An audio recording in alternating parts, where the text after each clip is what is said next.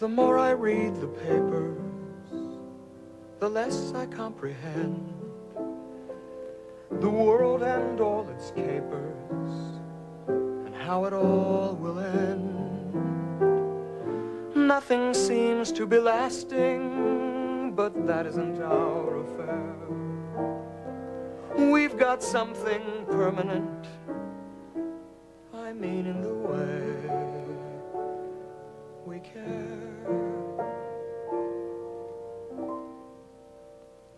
It's very clear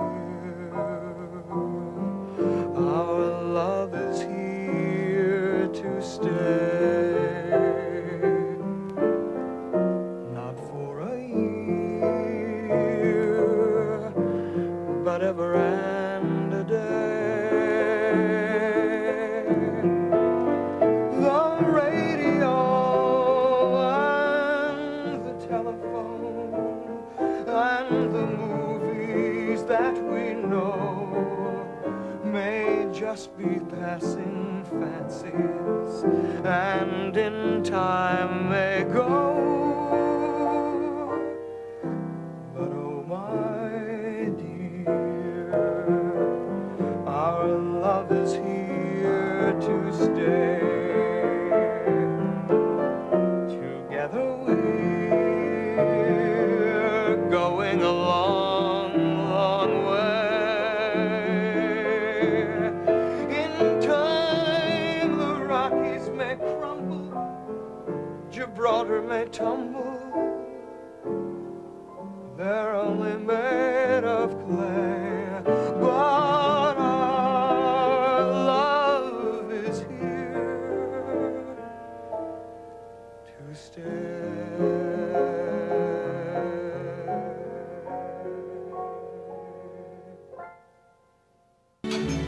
I would like to welcome everyone here today and say thank you very much for coming. Professor George McCutcheon was a very special person, as we can see from all the people that are here today. We've got colleagues, we have friends, we have people from his teaching at the University High School, from General College, from Hanska, from Sleepy Eye. I would just like to say thank you so much, all of you, for coming and traveling the distances that you did today to be here. Professor McCutcheon was a very special person to all of us, and I'm delighted that we can honor him today in a celebration of his life and his memory that is special for each of us. We are also fortunate that we have had the ability to have him as a teacher, some of us, and some of us as a friend, and I'm delighted to know that this scholarship fund that the family has decided to do in his memory and in the family's memory will be able to benefit a student within the General College who is a first-generational student and a low-income student that can get a start within the college. I know that he has multiple contributions to so many different people, and this will be a wonderful way to honor his memory and to keep his teaching going and living forever.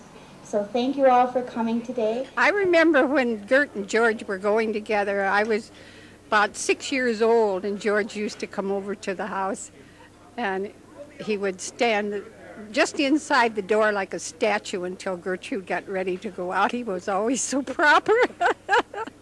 And he must have been excited with all of us kids. There were 10 of us running around there. Oh, honestly. George was in the 6th grade and I was in the 5th grade. And at Christmas time we drew names.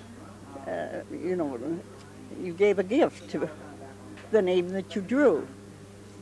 Well, I thought George was pretty nice, and I was hoping that I'd get his name. I didn't, though, until Hilding Peterson, who was in the same class as George, traded the names we drew, and he had George's name. You see, he knew that I liked George pretty much because he was such a such a, oh, such a nice guy. And so Hilding came to me and says, I'll trade gift slips with you. And of course, he had George's name. So I gave him some, what were they? Dominoes as a gift. We couldn't pay more than 50 cents for them. And that's what I gave him. From then on, I thought he was just the nicest guy that I had ever seen. We later became next door neighbors, and I could go on about a lot of things. We could see each other through our windows. His kitchen window was so he could see me in my dining room window. And we waved at each other, and from then on, we, in the high school, started to see each other more often and ended in marriage. Today, I would like to invite Avelino Mills Navoa to come and join us, join me here at the podium. He is the Director of Student Services and also the Assistant Dean at the General College. Thank you very much for being here today. Looks like you, if I pull this up and speak from this distance, can you hear? Nope.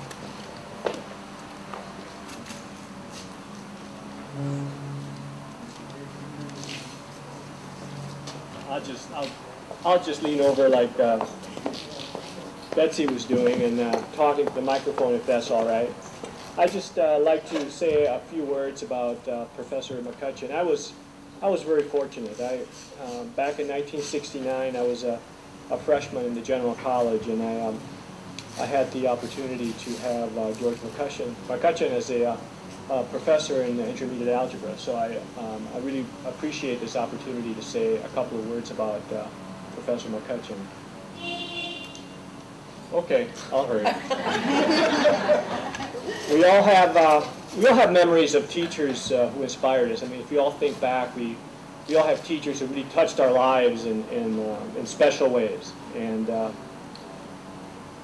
teachers who have seen things in us that we weren't able to see for ourselves at the time, or who believed in our potential and who propelled us, nudged us forward. Perhaps most importantly, teachers that give us the nourishment, because that's what teachers do. They give us emotional nourishment as well as intellectual nourishment. They give us the nourishment that we can draw upon during difficult times. Professor McCutcheon was that kind of a teacher. I can't think of a better way to honor a man born in Minnesota farm country than to draw from metaphors representing sources of sustenance, enrichment, and the very survival of an agricultural community. I don't know if any of you know him. Michael Cotter, a southern Minnesota farmer and a master storyteller, tells the story of an ancient Chinese community that was suffering under a severe drought. At a time when grain could not be moved from one location to another like it is today. So when people had a drought, experienced drought, sometimes they died. The only thing that the people of this community could do in order to save themselves was to rely on their faith and traditions. They called on their sacred symbols to bring them rain, praying and parading them through their parched fields. When that failed, in desperation, they sent the most able members of their community to seek out a rainmaker. Now, times were hard because the drought was widespread, and so they sent these poor pilgrims out far and wide in order to find a rainmaker. When they returned, all they could report was that they had pleaded for help to as many people as would listen. However, none reported having found, much less talked to, a rainmaker directly.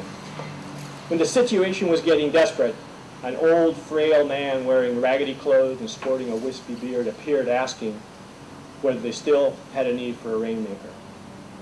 The elders of the community questioned whether the old man could do the job, but not wanting to offend him, offered him a small hut on the edge of the village so that the rainmaker could do his magic. 3 days later, the rains came. When I came to the University of Minnesota's General College in 1969, the year that Professor McCutcheon attained his rank of full professor, 8 years separated me from the last good rainy season in my life. I was in the middle of a drought. In that first year, I met 3 rainmakers. I was very fortunate, one of which was Professor McCutcheon. As I indicated, I had him as a professor for intermediate algebra that first year of college. During that term, Professor McCutcheon helped me feel like an intellectually competent person. He helped me build intellectual confidence and inspired me to believe that my dreams were indeed possible. I felt his caring and witnessed his commitment. Professor McCutcheon was a terrific teacher and forever a counselor. In retrospect, I can say that George McCutcheon keenly understood 2 things. One is that education is the most powerful social justice tool available to us. In 1966, he helped establish the University of Minnesota Upward Bound program that is to this day preparing Minneapolis high school students who would be the first person in their families to attend college or come from low socioeconomic status families or who are living with a disability to successfully complete their high school preparation, matriculate in college, and successfully complete their college career. That's part of George McCutcheon's legacy. In addition, in the late 1960s and early 1970s, he tutored, taught, and supported students of color at the university via the Martin Luther King Scholarship Program and the Pre-Apprentice Affirmative Action Program. Secondly, the second thing that George McCutcheon keenly knew, I think, is that he understood that support is equally important to challenge in the learning process. He helped students build self-confidence and by providing a safe learning environment, as well as providing a supportive ear and expert advice on personal matters, and yes, even providing emotional and physical shelter to the students at times. George McCutcheon was a master of helping students to be their best selves, catching them at it, and helping them see that it was truly who they were. In a recent talk at St. Cloud State University, Maya Angelou talked about rainbows, the bridges of brilliant color that link the earth and the sky. She reminisced about people in her life who had served as rainbows for her, people who believed in her potential and helped nudge her forward. Professor McCutcheon was a rainbow in the lives of countless numbers of students and other people who are here today. He saw the potential in his students, and he always challenged and supported them with that vision. And this continued even after his retirement. After his retirement in 1980, he continued to serve educationally, economically disadvantaged students by teaching algebra in the neighborhood programs, a service to continuing education and extension at that time. He continued to teach in this program from 1992, contributing his salary back to scholarship funds for students. And he continues his work to this day with the help of his loving family. The McCutcheon family, as Betsy indicated, established a scholarship fund in the General College in George's memory. So from all the staff, faculty, and students, past and present, thank you for all your caring, support, and years of loyal service. And from future generations of General College students, thank you for the fertile soil that you have left behind. George McCutcheon was a master rainmaker and a rainbow extraordinaire. Thank you, George.